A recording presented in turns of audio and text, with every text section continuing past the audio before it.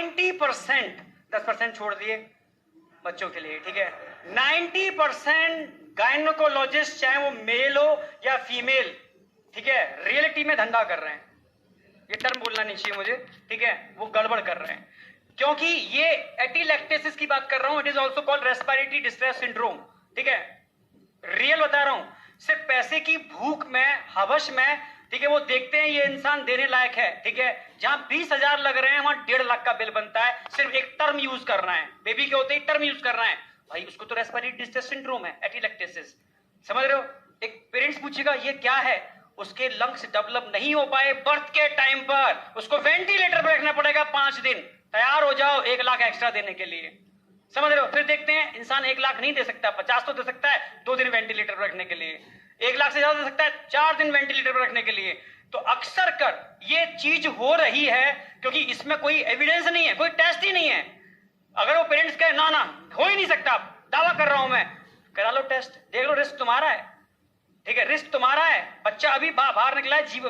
आया है नीचे, ठीक है, अगर हम तुम्हें देते हैं तो देख लो हमारा रिस्क नहीं है, बच्चे के लंग्स डेवलप ही नहीं है, बच्चे की डेथ हो जाएगी 2 घंटे बाद, आप क्या करोगे भाई, वेंटिलेटर पर रखते हैं, ठीक है, 3 दिन बाद हाथ में देती है, पर बच्चा सही सलामत होना चाहिए, समझ में आया। ये रियल बता रहा हूं मैं। और एटीलैक्टेसिस का मतलब क्या है, अभी बताया मैंने कि जब बेबी का डेवलपमेंट होता है और सिजेरियन जब होती है, ये सिजेरियन के केस में डॉक्टर दावा करते हैं, क्योंकि नॉर्मल नेचुरल बर्थ जब होती है तो लिवर पेन इंड्यूस होते हैं प्रॉपर वे के अंदर, तो प्रॉपर वे में एक ड्यूरेशन होता है, उसके अंदर लंग्स के अंदर लेसिथिन का फॉर्मेशन होता है, ठीक है, प्रॉपर वे में। पूरी मैकेनिज्म बताऊंगा अभी रिप्रोडक्टिव वाले चैप्टर के अंदर कि बच्चे के लंग्स डेवलप कैसे होते हैं ड्यूरिंग लिवर पेन जब डेवलप होते हैं, वो मैकेनिज्म क्या है, पूरा मैकेनिज्म एक्सप्लेन करूंगा अभी ह्यूमन रिप्रोडक्शन वाले। अगर ये एटीलैक्टेसिस, जिसको हम बोलते हैं respiratory distress syndrome, at the time of birth बच्चे के लंग्स में लेसिथिन का अमाउंट कम हो जाए या ये प्रॉपर सीक्रेशन ना कर पाए, तो बाहर आते ही बच्चे के लंग्स चिपके रह जाते, ओपन नहीं होते, आप समझ रहे हो, या 100% लंग्स ना होकर के कुछ पार्ट उसका, जैसे नहीं मानो एक बैलून है, बैलून, ठीक है, अगर बैलून में पहली बार हवा भरोगे दम लगाने पड़ती है,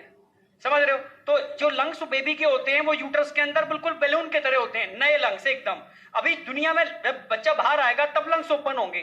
तो जब पहली बार लंग्स ओपन होते हैं तो फोर्स लगाना होता है, तो उस फोर्स के लिए बच्चे का चीखना बहुत जरूरी है, पहली बात।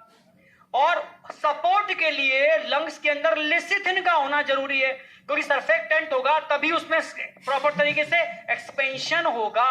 आप समझ पा रहे, मेरी बात नहीं समझ पा रहे, पर किसी कारण से सरफेक्टेंट नहीं बन पाया, ये रेयर केस में होता है, पर ये अब फैशन हो गया है। जो रेयर केस में होता था वो फैशन हो गया है, क्योंकि हवस किसकी, पैसे की, क्योंकि एक क्या लेनी है, लैम्बोर्गिनी, 3 साल में लैम्बोर्गिनी लेनी है।